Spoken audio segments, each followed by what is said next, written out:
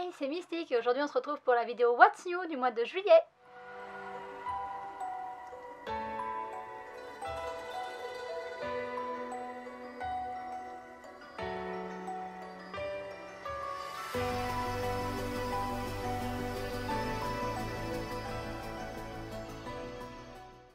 On est le premier mercredi du mois de juillet et on se retrouve avec la vidéo What's New où je vous présente les mangas qui ont attiré mon attention pour ce mois-ci et étonnamment, malgré la Japan Expo, il y a moins de mangas que d'habitude qui ont attiré mon attention, il y en a tout de même 11. Et oui, il y en a moins, mais il y en a toujours beaucoup. En plus des 11, il y a quand même 2 mangas que j'ai présentés au mois de juin mais qui ne sont finalement pas sortis, Biki Emaru et KuroQuest, donc si vous avez envie de voir les présentations pour ces 2 mangas, je vous laisserai aller voir la vidéo What's New du mois de juin, je ne vais pas les représenter ici.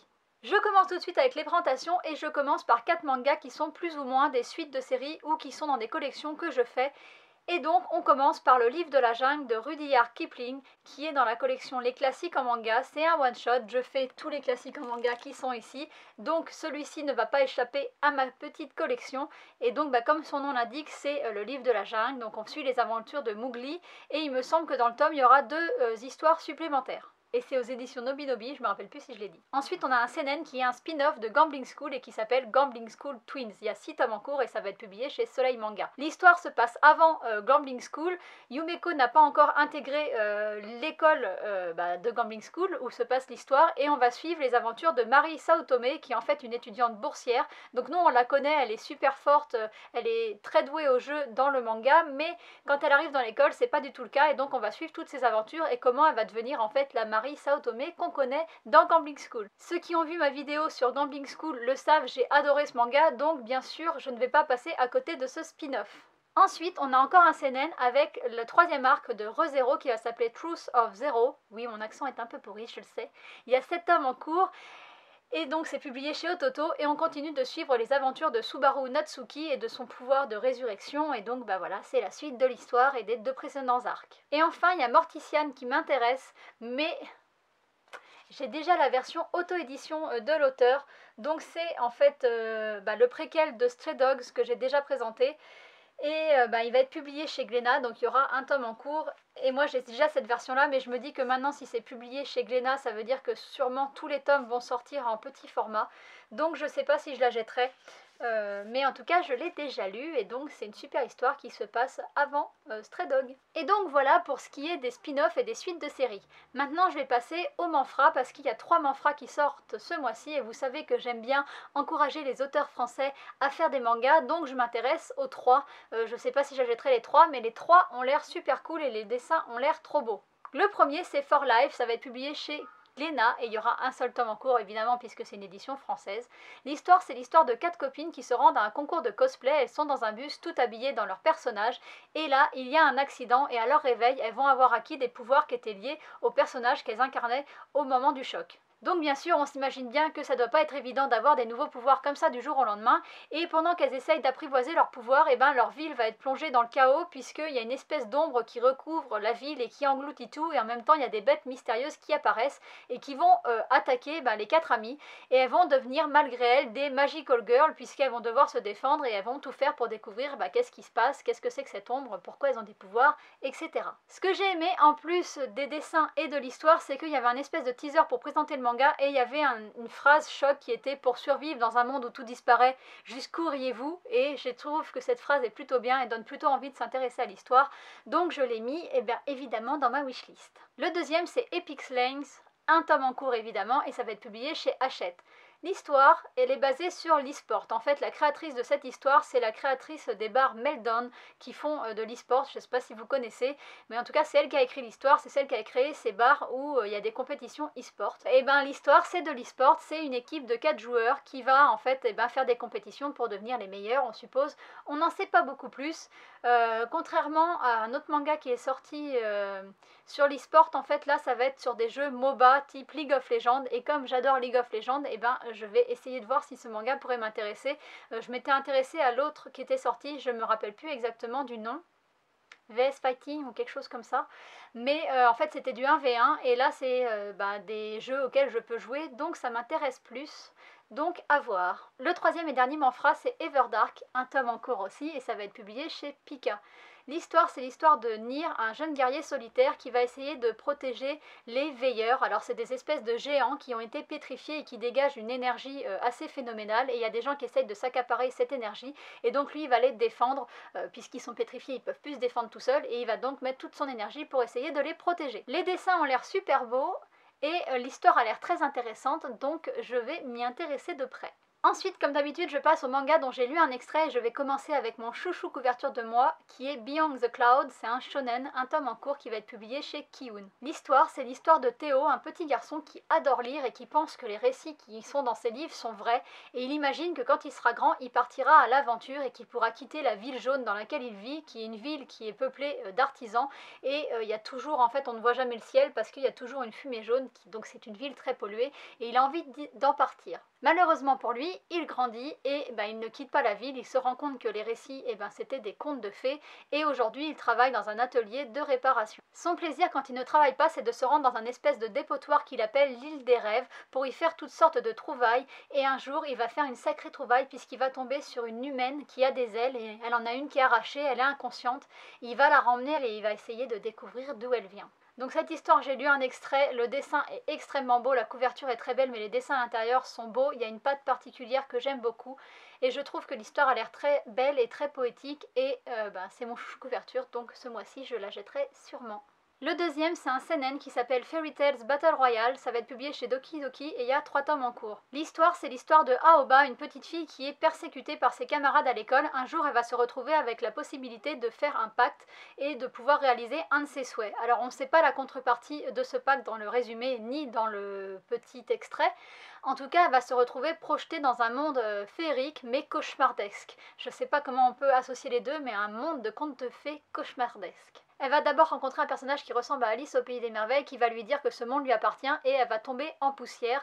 Et ça, c'est ce qu'on sait dans le résumé. Dans l'extrait, on est un peu plus loin dans l'histoire et on voit que Aoba incarne Alice au Pays des Merveilles. Elle a un livre d'Alice au Pays des Merveilles et elle est avec un petit garçon qui incarne lui aussi un personnage d'une fable de La Fontaine, le meunier, le fils et son âne, un truc comme ça.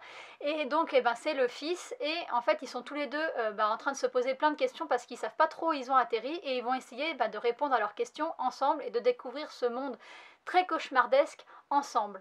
Le manga parle d'Alice au Pays des Merveilles, je crois que c'est la seule chose que j'ai à dire, à part que je vais sûrement l'acheter. L'extrait est vraiment très court pour se faire une idée, par contre les dessins sont très beaux, ça a failli être mon chou couverture, il est en 2e position, je trouve que les dessins sont vraiment très beaux, l'histoire a l'air très cool, ça parle d'Alice au Pays des Merveilles, donc forcément j'allais m'y intéresser, et en plus mêler Alice au Pays des Merveilles à un pays complètement cauchemardesque, je crois qu'ils se font attaquer par des espèces de zombies, etc. Tout ce que j'aime, donc forcément il passe aussi en haut de ma liste, peut-être juste en dessous de Beyond the Cloud. Le 3e extrait que j'ai lu, c'est un seinen aux éditions Doki Doki, il est terminé en 4 tomes et ça s'appelle Killing Maze. L'histoire, c'est l'histoire de Yue, alors c'est un adolescent, on ne sait pas s'il a un cœur noble et qu'il a envie de défendre la veuve et l'orphelin, ou s'il est complètement inconscient. En tout cas, il a envie d'aider les plus faibles, puisque dans l'histoire au début, il va aider un chien qui se fait embêter par des lycéens, collégiens, des garçons à peu près de son âge. Ça va mal tourner puisque lui et son ami vont se retrouver à se faire emmener par ces gars qui embêtaient le chien dans une espèce d'entrepôt. Et à un moment, il va apparaître en fait sur les murs des espèces de motifs étranges, et les garçons qui l'embêtaient vont se transformer en poussière. Il va être sauvé grâce à une jeune fille qui s'appelle Saeko, et ensemble ils vont mener une enquête sur cette espèce de phénomène qui s'est passé, et on apprend dans le résumé que c'est en fait des espèces de labyrinthes qui apparaissent ponctuellement à des endroits et qui causent de gros dégâts. Le résumé et l'extrait m'ont beaucoup intriguée, j'ai envie de connaître l'histoire, j'ai envie de savoir qu'est-ce que c'est que ces histoires de labyrinthes, où est-ce que les gens sont en fait emmenés, est-ce qu'ils se transforment en poussière, ils meurent, ou est-ce qu'ils sont emmenés dans une autre dimension. Je me pose plein de questions, donc j'ai très envie d'en savoir plus sur ce manga. Le 11e et dernier manga sur ma liste s'appelle Diver, et c'est terminé en 2 tomes, ça va être publié chez Delcourt Tonkam, c'est un seinen. L'histoire, c'est l'histoire de Hyogo Kurosawa, qui est un diver. Alors un diver, qu'est-ce que c'est? En fait, c'est des gens très intelligents qui sont formés par la police pour infiltrer les hautes sphères de la société, notamment tout ce qui est mafia, etc. Lui, il est très bon parce qu'il est complètement pourri, ce qui fait de lui un super diver, puisqu'il peut infiltrer en fait des organismes très puissants, et notamment là, il va devoir infiltrer une société qui en fait fait des arnaques, donc c'est des gens très intelligents qui font des arnaques à la carte bancaire pour arnaquer les personnes âgées. On n'en sait pas beaucoup plus dans le résumé, mais ça m'a donné très envie de lire ce manga. En plus, il est terminé en 2 tomes.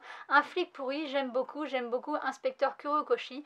Donc j'ai envie d'en savoir plus sur ce petit manga. Et donc voilà, on a fini avec les 11 mangas que je vais ajouter sur ma wishlist. Mais comme d'habitude, j'en ai repéré d'autres, 5 ce mois-ci, que j'ai envie de découvrir en bibliothèque ou de me faire un avis plus approfondi avant de les acheter. Et chose plus rare, ce mois-ci, il y en a 2 dont j'ai lu des extraits. Le premier, c'est Les Héros de la Galaxie. Il y a 10 tomes en cours, c'est un seinen qui va être publié chez Kurokawa. Et c'est tiré en fait d'un livre qui est très connu, qui s'appelle Les Héros de la Galaxie. L'histoire du livre, c'est l'histoire de 2 états interstellaires, l'Alliance et l'Empire, qui s'affrontent depuis des décennies. Et le livre suit plus particulièrement 2 héros, un issu de l'Alliance et un issu de l'Empire, qui vont gravir peu à peu les échelons pour devenir des héros et qui vont se faire des combats et qui vont se faire la guerre. Dans le manga, on a l'air de suivre Reinhard van Mussel, qui est issu de l'Empire et qui va en fait vouloir gravir les échelons pour se rebeller contre l'Empire quand il va apprendre que sa sœur va être mariée de force au Kaiser. Donc le Kaiser, je crois que c'est un peu l'équivalent du monarque. Donc voilà, on n'en sait pas beaucoup plus dans l'extrait. Et ça m'a pas trop donné envie de le lire pour l'instant. Quand j'ai lu en fait le résumé de l'histoire avec ces affrontements entre l'Empire et l'Alliance, ça m'a pas trop emballé. Pourtant je sais que c'est un best-seller, c'est un truc qui est très connu, c'est un space opéra. Donc je verrai bien, j'essaierai de me faire un avis avant de le prendre, surtout qu'il y a 10 tomes en cours, donc ça fait quand même beaucoup déjà pour un début. Le deuxième dont j'ai lu un extrait, c'est Arcanum, c'est terminé en 3 tomes, ça va être publié chez Kana et c'est un shonen. Dans ce manga, il y a des hydras qui sont apparus sur Terre, c'est des espèces de gros monstres et ils ont ravagé Washington. Pendant longtemps, les hommes ont été impuissants face aux monstres, ils n'arrivaient pas à les vaincre, jusqu'au jour où ils ont réussi à créer un espèce de robot humanoïde qu'ils ont appelé Arcanum et qui arrive à vaincre ces hydras. Le héros de l'histoire s'appelle Ilya et depuis un accident, il est dans un fauteuil roulant et un jour il se fait sauver par un Arcanum qui est en train de se battre contre un hydra. Il le prend dans ses bras, il s'envole avec et à partir de ce moment-là, Ilya veut devenir pilote d'Arcanum. Le robot est maîtrisé par la pensée, donc aucun problème pour qu'il passe les tests d'aptitude puisque même s'il ne marche pas, il peut faire marcher le robot. Il va passer tous les tests et en fait il va réaliser son rêve, sauf que il va aussi grâce à ça apprendre les secrets de l'État et les secrets de la réalisation de ce robot. Et voilà, on n'en sait pas beaucoup plus dans l'extrait que j'ai lu, mais ça m'a intriguée, mais pas assez pour me donner envie de l'acheter. Par contre, j'essaierai de le lire vraiment en bibliothèque. C'est une série courte, donc ça se trouve, il est très possible que je me laisse tenter en occasion. Mais j'ai bien aimé, mais j'ai pas adoré l'extrait. En fait, ça va dépendre de comment part l'histoire. Si ça part vraiment sur du combat entre les hydras et les robots, les arcanums, ça ne m'intéresse pas du tout. Par contre, s'il y a un côté un peu plus psychologique, un peu plus réfléchi, à propos du secret qui entoure la construction des arcanums et tout ça, je me laisserai tenter, mais sinon, je passerai ma route. Le troisième que je lirai en bibliothèque pour me faire un avis, c'est The Dungeon of Bad Company. C'est 2 tomes en cours et ça va être publié chez Komiku. Alors l'histoire, c'est l'histoire de Kinji qui est un net. Alors un net, c'est quelqu'un qui vit en dehors du système. Il vit en dehors du système, mais il est blindé d'argent, en fait, grâce à son travail avant et à des bons investissements en bourse, il a réussi à devenir en fait rentier, donc il ne travaille plus et il se délecte en fait de cette situation, de voir les gens travailler, partir travailler et tout ça le matin alors que lui il n'a pas besoin. Et il est super content de lui, il est super content d'avoir bien mené son coup pour devenir rentier. Mais un jour, on ne sait pas pourquoi, il va se faire téléporter dans un monde et il va devenir esclave, il va devoir travailler. Donc c'est un monde en fait où il n'y a que des semi-humains, donc moitié hommes, moitié animaux, et il va se faire exploiter dans une mine et il va commencer à s'énerver et à vouloir mener une révolution. Un peu comme nos mineurs se sont révoltés contre les riches à une époque, et il va essayer de mener une révolution contre les gens qui l'exploitent. Le dessin est pas trop mal, l'histoire a l'air intéressante, mais ça me fait un peu peur. C'est un de ces nombreux mangas qui sort en ce moment où le personnage est téléporté dans un autre monde. Et donc, je suis un peu mitigée, je préfère me faire une fois de plus un avis avant de l'acheter. Les 2 dernières choses que j'ai repérées, c'est des coffrets. Et je dois dire que le prix me rebute beaucoup. Même si les histoires ont l'air cool, les prix sont très chers. Le premier, c'est l'intégrale de The Breaker New Wave, donc c'est la suite de The Breaker. C'est un coffret qui coûte 50 €, qui regroupe 10 tomes, il me semble.